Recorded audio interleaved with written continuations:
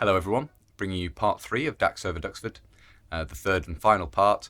As usual, I've put a pinned comment down below which allows you to pick out bits of the video you may be specifically interested in. Again, I think I've made the captions there fairly informative as to what each one links through to. Basically in this one we have a look at the American displays and then the men and women heading off to Normandy to jump to mark the 75th anniversary. So I do hope you find the video interesting. Okay, so here we have Craig from GI 4445 and he's going to be taking us through some of the American airborne kit they have here. Hello. So what we have before us is the basic loadout for an 82nd 505th Parachute Infantry Rifleman. This is the kit, pretty much exactly what they would have jumped with on D-Day in terms of everything down from their ammunition to their K rations and food and obviously their personal items. First and foremost, what we have here is the most important thing is that we have our ammunition. These ammunitions are housed in what are called rigger pouches. These specific style rigger pouches with the tie-up ones with the paracord are quite unique and distinctive to the 505th, and they're designed using the paracord and the tie-down feature. They first start appearing in the MTO around about Salerno, but they're quite common by the time that we get to Normandy. Alongside that, we also have the standard kind of M1 rifle bayonet, which is a key for every rifleman's loadout, along with the E-tool, his first aid packet, and also his canteen with his spoon and the mess tin, which is inside it, well, the mess cup as well inside. We also have an assault gas mask bag. Inside it we have the gas mask, the gas brassards, ointment tins, spare kind of like cleaning kits, all the other kind of bits and bobs to keep it going. Inside here we have our musette pack. In the musette pack we have, as you can see, a raincoat which is on top. We have more K rations which will be inside here. We also have a wash roll from everything down to soap to toothbrush, toothpaste, tooth powder, whatever the likes. We also have warm weather equipment such as wool gloves, wool scarves, any spare bits of ammunition. We have inside each of these pockets. We also have a consignment of gamma grenades, which were issued to the American Airborne Forces going into D-Day. We also have 2 frag grenades, Mark II frag grenades, high explosives. And in each of the individual pockets we'll have more stuff such as rations, tobacco, paper equipment and any other kind of bits and bobs that the troops might need to jump in with. Most important as well, we have our rifle, which is in a padded Griswold bag. It's broken down into 3 pieces, so when the troops jump in with them, they'll need to assemble their rifle once they hit the ground. We have our main chute here, we have our reserve chute, and our May West life preserver here. Our rations consist of breakfast, supper and dinner. Each individual kind of dinner unit has a different kind of like menu with them. We have D rations and we have C rations, which are also inside each of the K rations. This is pretty much the standard kit. We also have bandoliers and we also have our first aid assault pack here. One of the leftover kind of little unique items for the 505th that were kind of like given to them in the MTO that some of the guys kept hold of is a First World War trench knife. These become like less common throughout Normandy and obviously onwards, but they are still seen with a few select troops. They also were issued these leg knives, which is in the M8 scabbard with the M3 knife, and they utilised a bed cut strap in order to keep it stuck up with. We also have our paratrooper Corcoran jump boots with paracord laces for a bit of bling, and on top of that we have our M42 jumpsuit. As you can see, the M42 jumpsuit itself is quite kind of sticky and horrible. This is because it's been coated in what's called a CC2 gas impregnation. This is to protect it should the troops ever get gas once they hit the assault zones. The seaborne troops also did this, such as like first waves of 1st Infantry Division, but it was pretty common amongst airborne troops as well. They would have their wool shirts as well, which would be coated in it as well, down to their underwear, such as their thermal layers. Inside each of the pockets we have more K rations, which have shoved in the leg pockets on either side, and then in our throat pocket we have our paratrooper M2 knife, which is designed to cut the risers for your parachute should you get stuck up anywhere higher up. One important note, a detail to distinguish against the 101st, specifically the 505th, is a technique. The 101st jumped with drop ropes, and this was obviously if they got stuck up anywhere high up, they could lower the rope and climb down. The 505th and other paratroopers developed a technique that if they landed anywhere high up, they could just pop up in the reserve chute, climb down a reserve chute and get to lower ground without carrying any excess weight or extra weight, so to speak. That pretty much is everything what a rifleman would carry during Operation Overlord.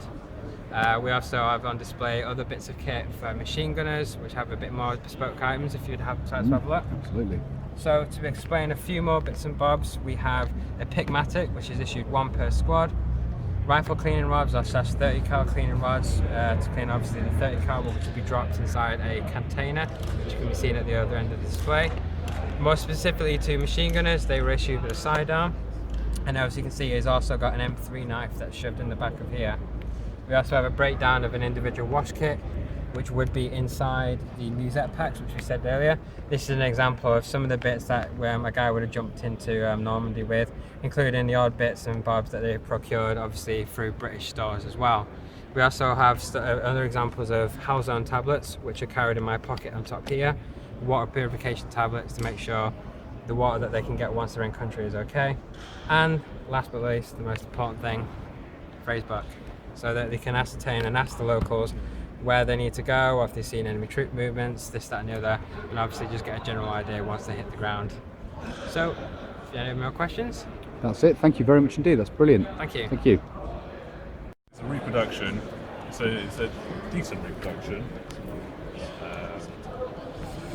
but he's representing the 8 seconds, 5 or 5th 8 seconds, because it's all action in, a lot of them are shooters. D-Day Squadron store somewhere as well. I was just going to put a question to him. Yep. See what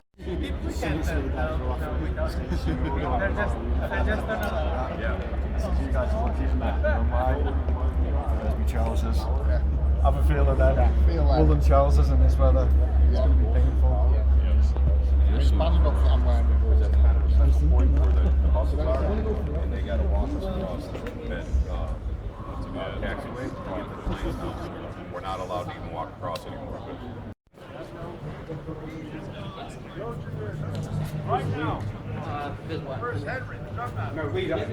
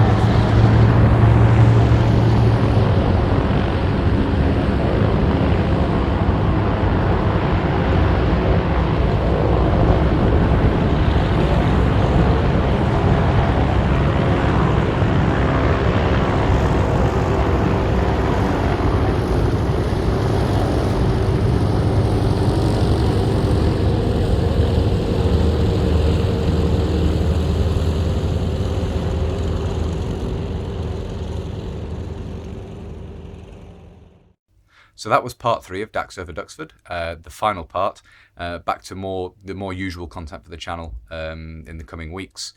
Also, there are more reenacting events coming up and so forth soon, so there will be more show reports on different events coming up. If you like this sort of content and you'd like to see more, then please do consider subscribing if you haven't already.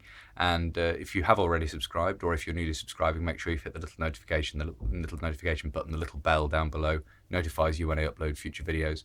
There's also a Facebook and an Instagram page, which I always link to, which might be worth checking out if you'd be interested to see more photographs and things like that. Also, Facebook are probably the better place to get in touch with me, because YouTube's own messenger is not the best. But that's everything. That's part 3 complete. So until next time, bye for now.